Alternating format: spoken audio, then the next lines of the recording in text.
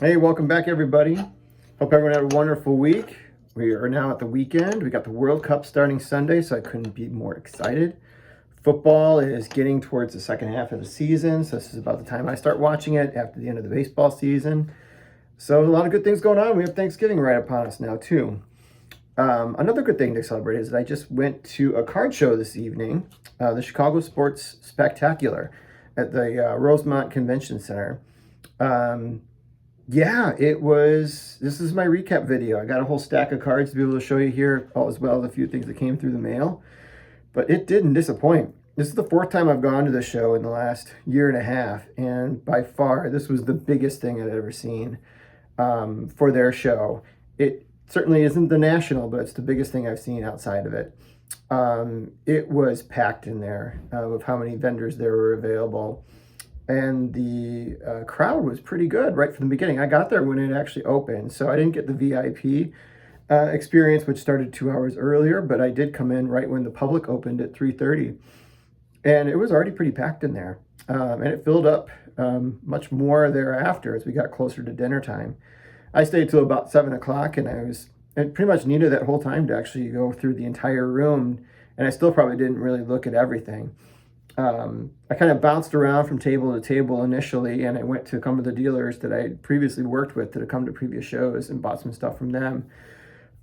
Which I'll show you in a second, but yeah, I felt like as more I went around to the show, I got better deals. There was better deals to be found at the show, and there was no shortage of vintage. This is the most vintage I've seen outside of the National. So it was a really exciting show for me.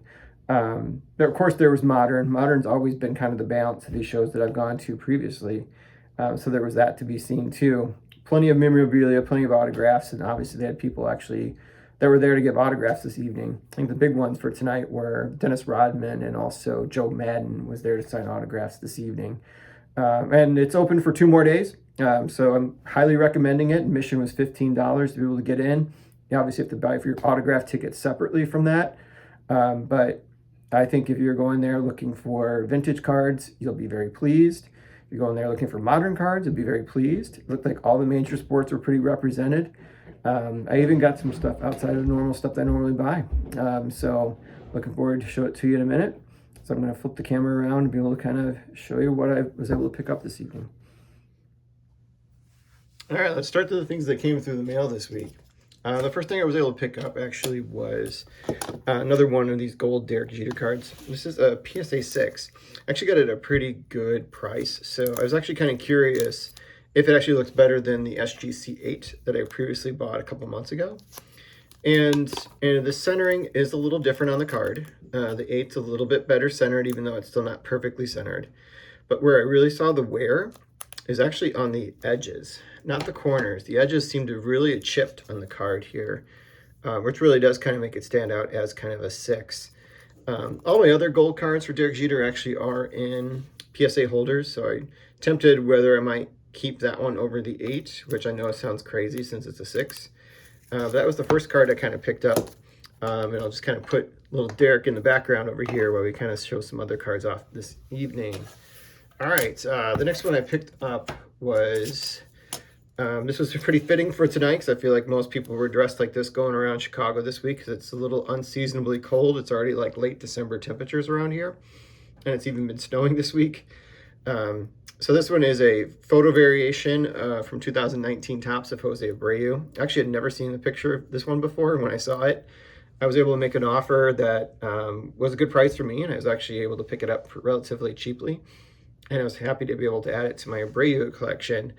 And I just think it's kind of funny, just sunglasses and covered face is how it's called. I think it should just be called Springtime in Chicago and say no more. And that's where you should kind of leave it. So we'll kind of put Jose over here with his teammates at the moment, even though it might be changing in the near future. We'll put Jose back up over there in the corner with Luis and Eloy. All right. So here's the stack I got at the show. So it's a pretty significant stack, more than I actually usually pick up at most shows. It's going to be a little bit more set focused, but I did get some things that are outside of the sets. So I first started off going to a dealer that I normally work with. I seen at the shows, and he was able to give me a lot of cards when I was working on my 67 set.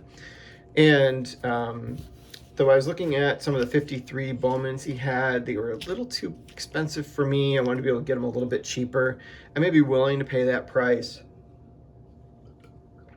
if I'm getting closer to finishing the set on some of the cards, but until then I'm a little hesitant to be able to pay that kind of price on those cards, just because I know I have a lot more to do. So I think I can hunt out and find better prices. So I picked up the 48 Bowmans, because those are actually, I thought, were actually at pretty good prices. So I'll go through in a minute. But so I mentioned there was a lot of vintage, but some of the dealers like had their prices so high to begin with, you knew they weren't going to come down much. And I see that at every show at that size for the most part. And I'm sure these are guys that are, you know, not pressured to be able to have to move things anytime soon. But it's still just a little disappointing when you know that these are dealers you're just going to have to kind of walk away from a little bit, because they probably don't even deal with you until they actually like have a huge amount of cards that you're purchasing from them. And you know, like, that's just not me. You know, by and large, I'm not buying that much at once for any one dealer. So I wasn't able to kind of cash in on any of those, and even saw some dealers that actually didn't have like good interactions with previously, so I just kind of passed them along. But this guy I did. So I'll kind of go through some of the cards I got from him, starting with the 48 Bowmans. These are the only ones I got, actually. So we got George Sternweiss, also known as Snuffy, from the New York Yankees. I got 5 48 Bowmans in all. Ferris Fan from the Philadelphia Athletics. Eddie Yost, also from the Philadelphia Athletics. Walker Cooper from the New York Giants. There's a little miscut. And the big one I got from him actually is a Ralph Kiner rookie card from the Pittsburgh Pirates. In pretty good shape. The one thing kind of pointed out is actually it's the image itself is not centered within the borders. And that's one thing he wanted me to know right from the bat, and that's why I was able to kind of go a little bit better on the price for this for me. So I got all these cards from him in one purchase. So I'm pretty happy. I got 5 more 48 Bowmans, which I think I had 8 cards maybe already. So got 13 of the 48. That feels like I'm moving along in the right direction. So happy to get it. We'll put Ralph Kiner over here in the background as a highlight from that purchase. I shall probably put him over here with the boys, the White Sox. Kind of have them over there. Move the ones out of the way. All right, let's do actually this stack over here. Let's do these guys. And we'll do the last 2 purchases here. Actually, I'm going to do the soccer cards first. So right at the end of the show, after I was kind of done going through the show, I actually started going through dollar boxes, which I don't normally do. And I was able to pick up some Chelsea cards. So I'm pretty happy to put these in my binder. So I got cards from the last 2 years. I got Finest and Chrome. So I got this one. I got Mason Mount, Finest from last year. Timo Werner, who's no longer with the team. Christian Pulisic with short hair. Mason Mount from Stadium Club Chrome from last year. Christian Pulisic when he was rocking his beard. Let's go Team USA. Start their campaign off on Monday. Mason Mount. And we'll play Mason Mount in England on next Friday, which will be really exciting. There's Christian Pulisic from Finest from this year. And then I got some Stadium Club Chrome cards. Cristiano Ronaldo. Not had the best few weeks if you've been reading the news stories about him. Mason Mount again. Picked up Lionel Messi. These are just the base cards. But these aren't. These are like some of the legend cards we have in here. So we'll start with the refractor first. We got Frank Lampard. He's been retired for many years, but I got his refractor. So it's kind of like the regular Stadium Club Chrome that we see for baseball, where they throw in retired players in there. Then I have the Prism refractor of Frank Lampard, which looks really cool. This was right after they won the Champions League trophy down in Munich in 2012. And then I got Romelu Lukaku, refractor, who's no longer with the team. And then Christian Pulisic holding the Champions League trophy from 2021. There actually is a photo variation of the Mason Mount card where he's actually holding the trophy too. That wasn't in the box. These are all like 50 cents each. So those are my Chelsea cards. I'm going to put them in my Chelsea binder. Happy to have picked them up. All right, back to vintage baseball. All right, let's do the oldest cards I bought. Let's do that. So I got all these out from a value box. You can believe it. They had vintage value boxes, cards from the 1930s. Diamond Stars. So this is the set I'm also working on. I was able to get a lot at once. I was able to get 5 total, actually. So now I'm up to, I think, to 9 cards of the 108. Here we got Joe Vosmick from Cleveland. What I like to do with these cards is I like to read the player. So before I put them away, I'll actually read the backs of all the cards, and actually sometimes I'll look things up online to learn a little bit more about the player after they retired. George Blaholder from the St. Louis Browns. And these are all probably like a 1 condition because there is some creasing in there. Jimmy Wilson from the Pittsburgh Pirates.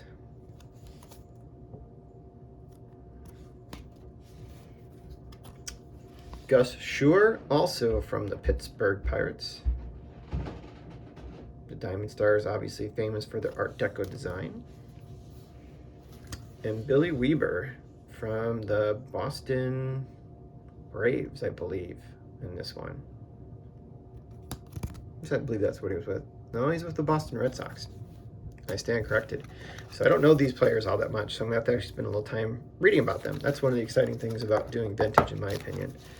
So really excited to pick up these 5 cards. And they actually were really reasonably priced. All right. From the same value box, if you can believe this, I picked up these 353 Bowmans. And they're all stars or Hall of Famers. Got Monty Irvin from the New York Giants. Yeah, and they're probably poor to fair condition by and large, but they don't have any major creasing, which is great.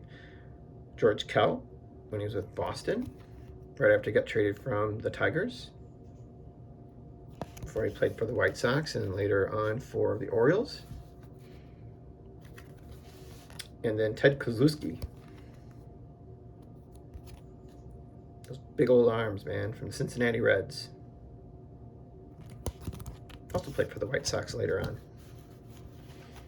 These are really cool to have picked up. Let's throw one of these in the background too. Let's put Monty Irvin. It's my very first Monty Irvin card. Let's put him with Willie since they were teammates. Let's move Derek Jeter off, actually. Bye, Derek. Hate to do that, but we got some bigger cards ahead. I want to free up some space. All right, let's put those aside.